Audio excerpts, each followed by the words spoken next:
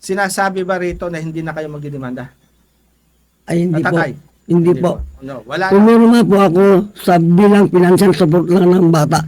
Ay, hindi po ako pumirma sa kontrata na hindi kami magdidemanda kasi sir, buhay ang nawala. At isa pa, ginawa nilang installment ang buhay ng anak ko. Oh. So ito po, Hindi po appliances ang buhay ng anak ko, sir.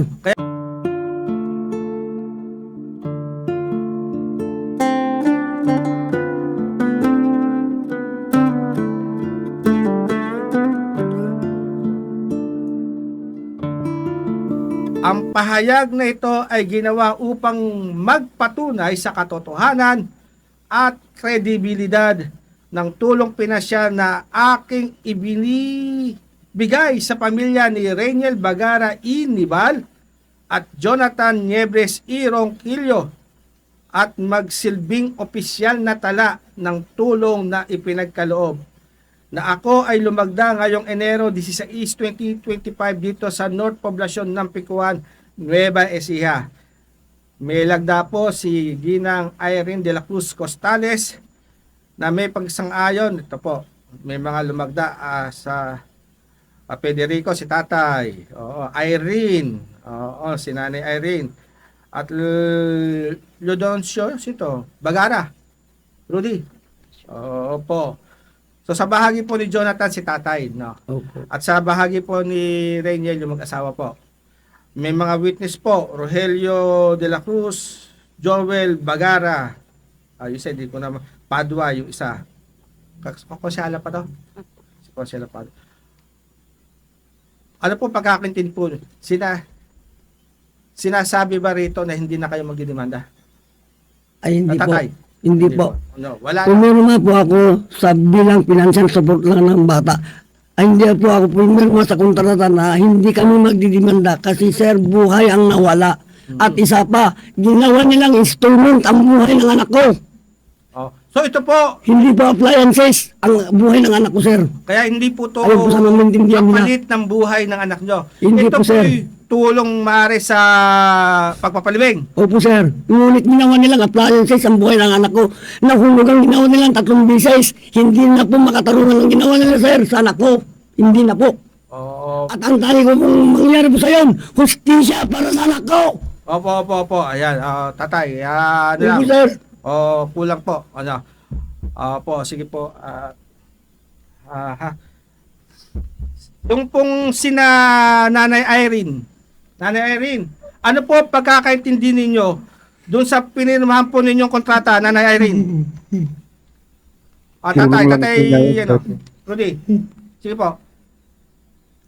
Ano po pagkakaintindi ninyo? Tulong lang po yun para sa pagpapalibing ng anak namin. Oo, opo. Ayan. Pasensya na po at tulong lamang po. Ayan. Baka nakikinig po sa atin ang mga taga Nampikuan. Nakikinig po sa atin ang mayor, vice mayor ng Nampikuan, ang kapulisan po sa bayan ng Nampikuan, ang mamamayan diyan po sa barangay Ambassador. Meron po kayong naisabihin. Nananawagan po ko sa lahat. Unang-una, mahirap pong tanggapin para sa akin bilang may bahay ng asawa ko na naulila yung anak na 3 buwan. Lalo na sa hustisya po. Yun lang pong gusto ko makamit, hustisya para sa asawa ko. Dahil hindi lang po makatarungan yung pagkamatay ng asawa ko eh. Yun lang po yung gusto ko, sir. Justisya po. Sige po. Tatay, okay lang po. Meron po kayo naisabihin. Opo, sir. Sige po. Ang masasabi ko lang po, sir, ay buhay ang nawala sa amin. At ang tanging panawagan ko lang po sa kanila, kay Ma'am Irene Costales po, ay hustisya para sa aking anak. Sir, dahil hindi namin matanggap sa pagkamatay namin ng anak ng ganun lang. Hustisya po ang hinihingi po namin sa kanila. Opo. Yung may Papanagutan. Opo, sir. panagutan nila. Panagutan. Dahil sir, buhay na po ang nawala. Opo. Si Nanay Irene? At Tatay Rodi, meron kayong naisabihin bago tayo magtapos, Tatay Rodi? Nananawagan po ako sa may-ari ng bukid, kailangan panagutan niya ang nangyari sa anak namin.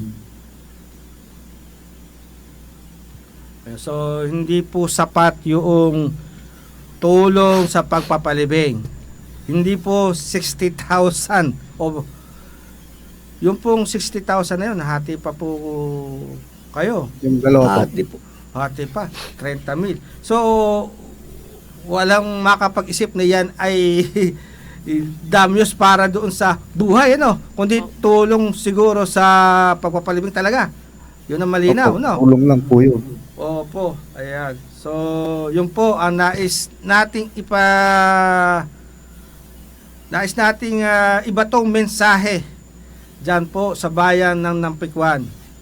Ano po, sa mga kinauukulan po sa bayan ng Nampikwan. At sana po yung pagpapanagot po ay gumulong, umiral.